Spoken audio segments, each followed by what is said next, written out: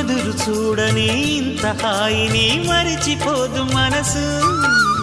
ఒదిగి ఉండి నీ వాకిటిలో బదులు కోరి నే నిలుచున్నా.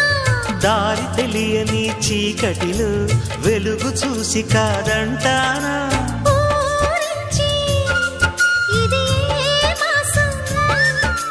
ప్రేమించే ప్రతి గుండెను అందెల సందడి చేసే హేమంతం ఇది. మన సొంతం అయినది.